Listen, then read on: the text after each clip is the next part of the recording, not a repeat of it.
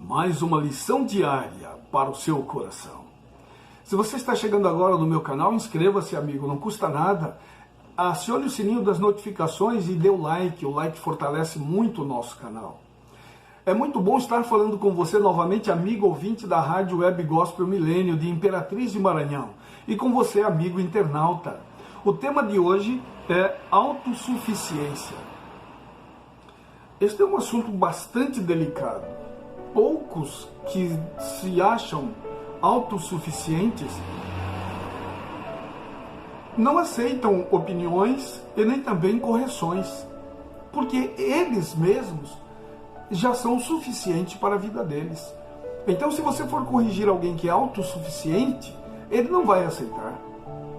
O problema de Saul foi isso, autossuficiência. Antes, um rapaz humilde, tímido, procurando as jumentas do pai.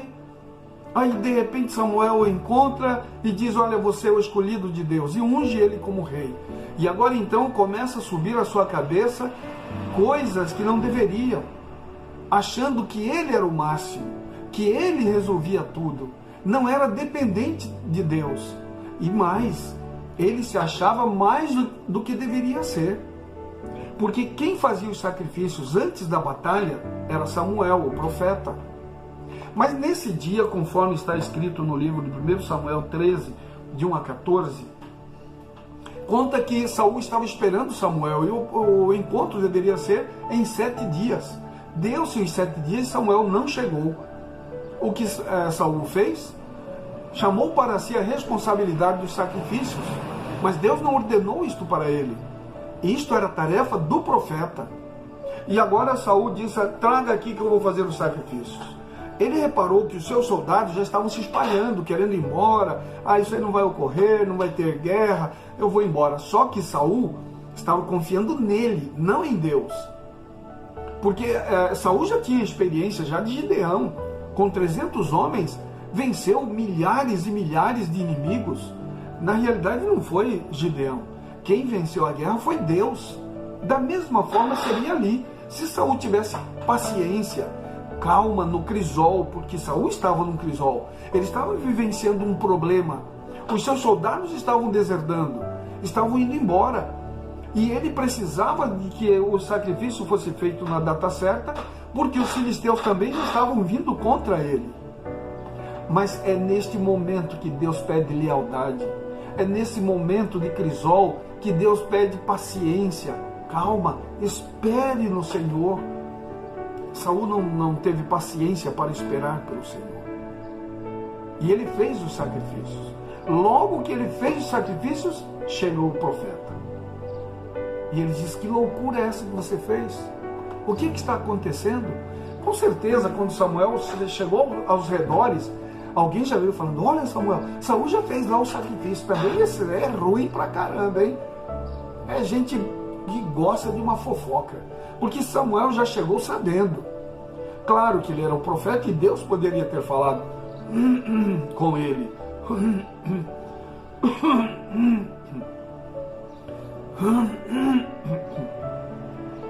E Deus poderia ter já falado para ele antes. Mas com certeza muitos soldados chegaram: olha, Saul já fez sacrifício, eu não sei quem e tal. E muitas vezes é assim na igreja também, na comunidade, na família. Alguém vê o erro de outro, já vem logo com uma chave de fenda metendo na ferida do outro, né? É um problema sério. A gente precisa entender que nós precisamos ser totalmente dependentes de Deus. Saul era o rei, ele deveria esperar. Por que esperar, sendo rei? Ora, exatamente para que ele não entendesse que ele era autossuficiente. E ele achou que ele era. 3 passos levaram Saul para sua autossuficiência. Primeiro passo, vendo. Ele estava vendo as tropas, os seus homens indo embora. Vendo. Pelos olhos humanos. Vendo. Segundo, de vendo, ele passou para eu disse. Então ele viu que os seus homens estavam indo embora. Então ele disse: tragam-me os sacrifícios para eu fazer. Então ele saiu do vendo para o eu disse. Terceiro, Saul mudou de eu disse para oferecer. Então, vendo que os homens estavam indo embora, eu disse: tragam-me os sacrifícios para eu fazer. E então eu ofereci os sacrifícios. Uma loucura. Saul estava achando que ele tinha forças para vencer, que ele tinha escolhido ele mesmo como rei. Não era assim. Deus é um Deus de amor, um Deus de misericórdia, porém é um Deus justo, é um juiz. A morte como solução para a morte. Como podemos entender isto? Existe uma solução para a morte?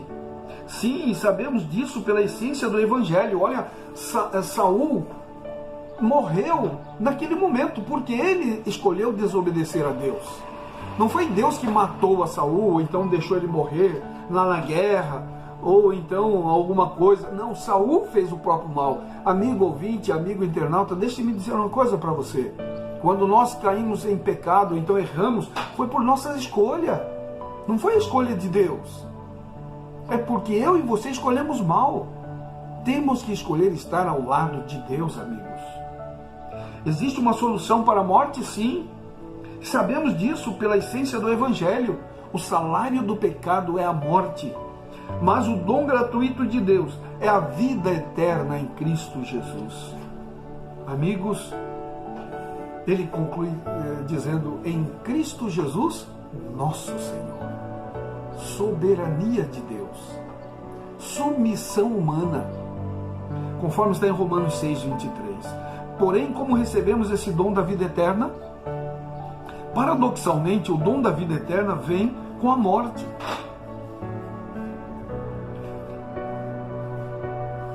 Nesse contexto, dois tipos de morte são indicados. Primeiro, Jesus Cristo morreu em nosso lugar e por nós. Ele tomou nossa morte sobre si e nos deu a esperança da vida eterna, conforme João 3,16, Romanos 3,25, Romanos 5,8, 2 Coríntios 5,21, 1 Pedro 1,18 a 20. Em segundo lugar, nossa própria morte também é indicada, mas não se trata da purificação pelo pecado. Jesus morreu essa morte em nosso lugar. Em vez disso, nossa morte é para o próprio pecado. Essa morte para o pecado é necessária se quisermos desfrutar a vida eterna e o reino celestial. O pecado é um poder controlador que nos mantém separados de Deus, conforme Romanos capítulo 7, 18 a 20 e 7, 23 e 24. Para sermos salvos de seu poder, precisamos morrer para o pecado e viver para Jesus, para o Espírito Santo, conforme está em Romanos 7, 4 a 6. Essa morte é simbolizada pelo batismo, conforme está em Romanos capítulo 6, de 1 a 4. Paulo apresentou a mais bela descrição desse processo. Se formos unidos com ele na semelhança de sua morte, certamente o seremos, também na semelhança de sua ressurreição. Sabendo isto, que a nossa velha natureza foi crucificada com ele, para que o corpo do pecado seja destruído e não sejamos mais escravos do pecado. Pois quem morreu está justificado do pecado. Ora, se já morremos com Cristo, cremos também que viveremos com ele. Sabemos que, havendo Cristo ressuscitado dentre os mortos, já não morre, a morte já não tem domínio sobre ele. Pois, quanto a ter morrido de uma vez para sempre, morreu para o pecado. Mas quanto a viver, vive para Deus. Sim, também vocês considerem-se mortos para o pecado, mas vivos para Deus em Cristo Jesus, conforme Romanos capítulo 6, versículos de 5 a 11. Amigo, podemos morrer para sempre, eternamente, se não morrermos para o pecado, se morrermos para Cristo. Se morrermos para Cristo, é a mesma coisa dizer: não quero nada com este Deus, não quero nada com este Jesus. Mas se morrermos para o pecado, então nós iremos renascer com Cristo e viveremos com Ele eternamente. Que coisa maravilhosa, não é? Saul tinha falhado em resistir à prova de fé na difícil batalha de Gilgal, trazendo desonra para o serviço de Deus. Porém, seus erros ainda não eram irreparáveis. o Senhor lhe daria outra oportunidade para aprender a lição da fé inquestionável em sua palavra e da obediência às suas ordens. Quando foi repreendido pelo profeta em Gilgal, Saul não viu grande pecado na conduta que tinha adotado. Entendeu que havia sido tratado injustamente e se esforçou para justificar suas ações, apresentando desculpas para o seu erro. A partir daquele momento, pouca comunicação teve com o profeta. Samuel amava Saul como se fosse um filho, e este ousado e impetuoso em seu temperamento. Tinha o profeta em elevada consideração, contudo ressentiu-se da censura de Samuel e dali em diante procurava evitá-lo o máximo possível. Você encontra isso no livro Patriarcas e Profetas, páginas 556.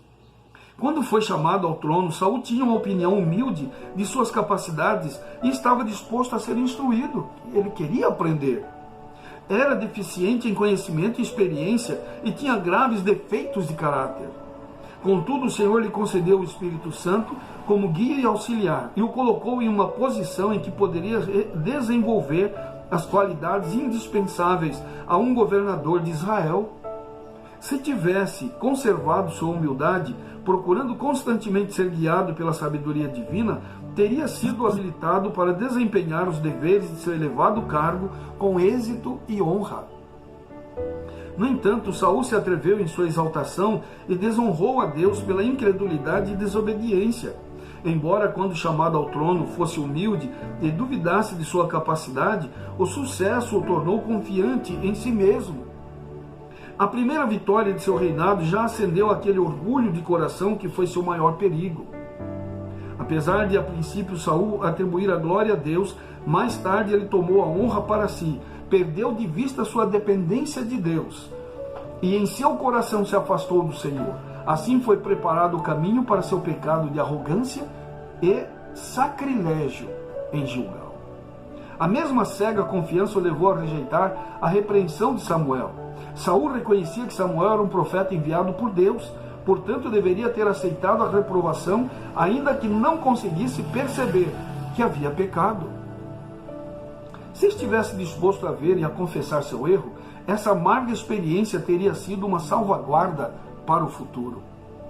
Quando Saul se desviou da reprovação que lhe foi enviada pelo Espírito Santo de Deus e persistiu em sua obstinada justificação própria, rejeitou o único meio pelo qual Deus poderia agir para salvá-lo de si mesmo. Por sua própria vontade, tinha se separado de Deus. Não poderia receber auxílio nem guia divino antes de voltar para o Senhor por meio da confissão de seu pecado. Você encontra isso no livro Patriarcas e Profetas, página 561 e 562. Amigo, o problema de Saul foi a obstinação pelo pecado. Vocês vejam que com o passar do tempo ele foi mais próximo do pecado do que de Deus. Foi se afastando de Deus. Não queria nem encontrar-se com Samuel para não ser repreendido de novo. O problema de Saul era grave, mas ele achava que não. Talvez eu e você estejamos vivendo em uma situação grave de pecado e a gente não consegue ver. Eu considero o seguinte, que existem dois tipos daqueles que gostam de ler a Bíblia hoje em dia. Há aqueles que são falsos, hipócritas, mas há aqueles também que são dependentes de Deus. Como já reconhecem que são pecadores, então eles correm para Deus. Eu penso que eu sou assim, porque eu sou um pecador e eu preciso deste Deus. Então eu vou ler a Bíblia, eu vou ouvir coisas boas para me ajudar na minha vida espiritual. Mas eu também posso ser um hipócrita. Então eu tenho pedido para Deus: Senhor, me ajude para não ser um hipócrita. Tem misericórdia de mim. E eu entendo que Jesus está próximo para voltar, amigo ouvinte, amigo internauta. Conheça as Escrituras, leia a Bíblia, saiba qual é a vontade de Deus para a sua vida. Procure estar próximos de Deus, com um coração humilde para ouvir e para mudar de atitude se for necessário. Pense nisso. Vamos orar. Obrigado ao Pai, porque Tu és um Deus de amor, um Deus de misericórdia. Obrigado, Senhor, porque o Senhor nos dá a oportunidade de ouvir a Tua palavra. Tu nos dás como experiência Saul, Senhor, a atitude dele, para nós não seguirmos esse caminho. Que possamos, ó Deus, estar mais próximos de Ti, conhecê-lo e, acima de tudo, nos entregarmos totalmente em teus braços de amor. Perdoe todos os nossos pecados em nome de Jesus. Amém, Senhor. Amém. Você pode continuar nos ajudando um pouco mais. Só enviar este vídeo para seus amigos, colegas de trabalho e de estudos, compartilhando em suas redes sociais. Ajude-nos a chegar a 250 inscritos. Estamos chegando. Eu agradeço a você que está nos ajudando. Ouça a Rádio Web Gospel Milênio de Imperatriz de Maranhão. É só clicar aqui na rádio, no link da rádio. Adquira o livro Mulher Virtuosa. Quem a achará?